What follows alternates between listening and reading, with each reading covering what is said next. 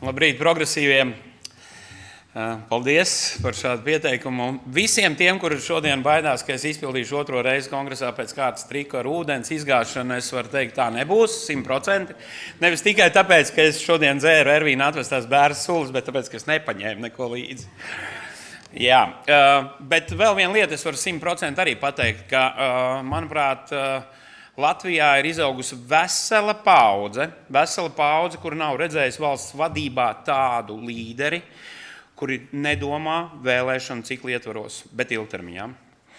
Un tādu līderi, kurš domā, lai Latvija kļūtu par valsti, kurā ikvienam cilvēkam ir iespēja piedzīvot izaugsmi, un ik viens var atļauties ne tikai pirmās nepieciešamības preces, bet patiesi dzīvot pilnvērtīgi. Mēs visi gaidām, kad valsti vadīs nevis politiķis, uzņēmējs vai režisors, bet valsts vīrs. Tāds valsts vīrs, kurš redz Latvijas attīstību vismaz 30 gadu perspektīvā. Un es nešaubos, ka tāds ir Andris Šuvājevs. Taču cilvēka daba ir interesanta. Mēs it kā gaidām un gribam visu pārmaiņas, taču tomēr vienmēr vēlamies, lai tās pārmaiņas notiek sākumā kaut kur citur. Lai tās izsāk kāds cits, jo var taču kļūdīties.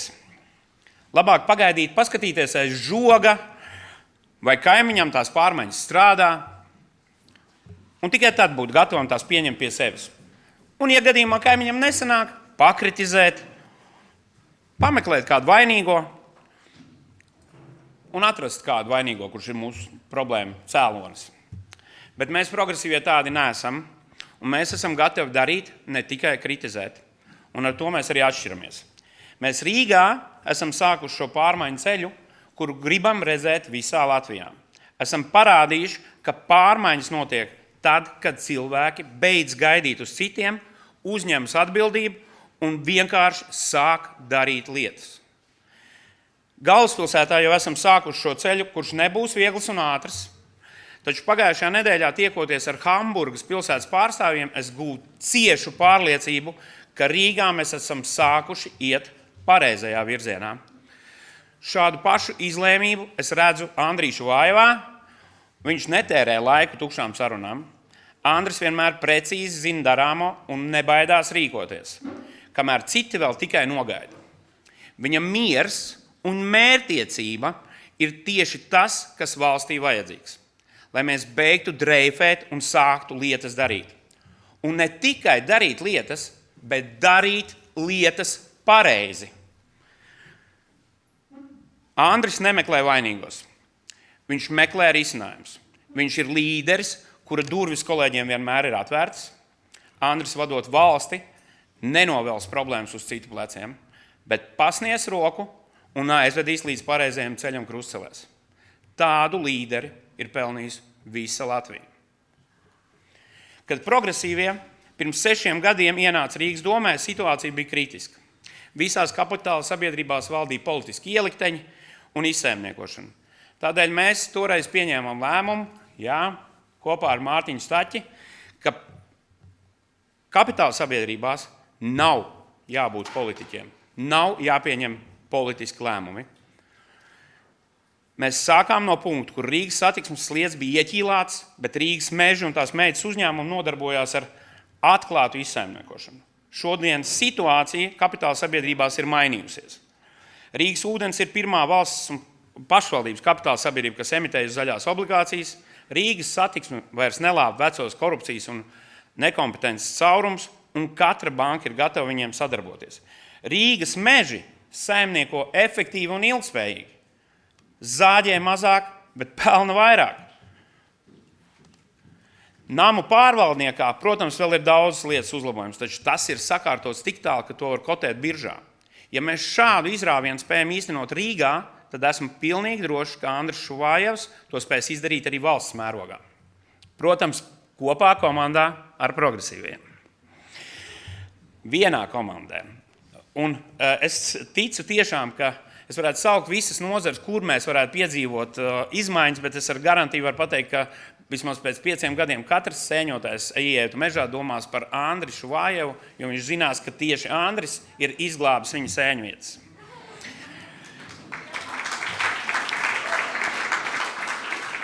Un, kad Rīgas satiksmē man norādīja, ka attīstība nepieciešams lēmums par jaunu tramvaju iegādi, kas iepriekš kavējās, mēs to pieņēmām bez šaubām, jau pirmajā domas sēdē. Un tur, kur mums teica, ka infrastruktūra prasa gadu desmitus, lai to izveidot, mēs jaunas gājēju pārējas izveidojām dažos mēnešos. Kamēr iepriekšējos gados nebija pat neviens pārējais, mēs šogad plānojam tās izveidot vismaz 30. Bet būsim atklāti, šie Rīgas panākumu uz lielā fona ir nieks salīdzinājumi ar to, ko progresīvie var izdarīt ar premjeru Andriu Šuvājevu un mūsu komandu. Andris kopā ar komandu un kolēģiem Saeimā un valdībā sarežģītās sarunās izcīnīja banku virspēļņas nodokli, kas šogad finansē Latvijas aizsardzību, neatņemot naudu veselībai un sociālajai nozarei.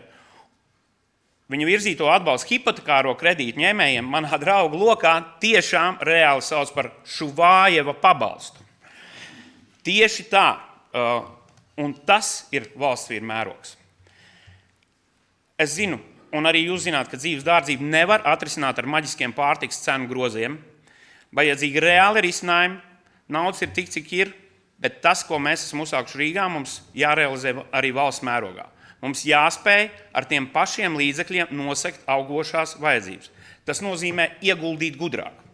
Progresīviem vienmēr pārmet, ka mēs gribam sadalīt naudu, mēs esam tikai dalītāji, taču tas ir kārtējais mīts, jo mēs zinām, ka jāinvestē saprātīgi, vienlaiks novēršot problēmu cēloņus. Piemēram, Rīgas mežos, kur mums jau pavisam drīz būtu jāmaksā emisijas par izstrādātajiem un degradētajiem purviem, notiek aktīvs darbs, lai šos potenciālos izdevumus pārvērstu par ienākumiem, pārvērstu par enerģiju, par ūdeņradi, par elektrību un varētu veidot šo energo kopienu, kur izmantot satiksmei, skolas apgādē ar elektrību un siltumu un citur. Šādi mēs varam atbrīvoties no ārvalstīs iepirktās naftas vajadzībām. Mēs progresīvie Rīgu veidojam kā modernu Eiropas galvaspilsētu, kuras centrā ir cilvēks, kurš jūtas droši gan uz ielas, gan darba vidē, gan savās mājās un skolā. Es gribu, lai ik viens cilvēks justos pasargāts ne tikai Rīgā, bet visā Latvijā. Jā, Rīgā mēs šīs vērtības jau esam nosargājuši, tad rudenī mums ir jānosargā arī valsts mērogā. Es esmu pārliecināts, ka Andris Šuvājevs ir tas valsts vīrs, kuram eiropeiskās vērtības un demokrātija ir sirdī, kurš ir uz šo spējīgs. Sauciet man par naivu, tā arī neviens šeit šajā telpā neredz saka. Bet es ticu jaunajai paaudzei, es ticu tiem, kuri ir dzimuši brīvā Latvijā. Arī protesti pret Stambulas konvenciju ļāva noticēt, ka jaunā paudze sāk ieraudzīt jēgu līdzdalībai, viņi redz, ka ir iespēja lietas mainīt. Un es tiešām ticu, ka pēc 100 gadiem skolās vēstures stundās stāstīs, ka progresīvie kopā ar Andriu Šuvājevu Latvijā aizsāka jaunu izaugsmes ceļu, jaunu, godīgu politiku. Un paskatoties uz Andri, piedod, ka es tev tik daudz šodien pieminu, un uz to, kāds tu esi kā cilvēks un ko tu spēj, es citēšu savus bērnus, kad man rodas šaubas. Viņi parasti saka, tēti, nešaubies, sajies. Un tādēļ es arī saku, ar Andri un progresīvajiem Latvijai, visai Latvijai, viss sajies. Paldies!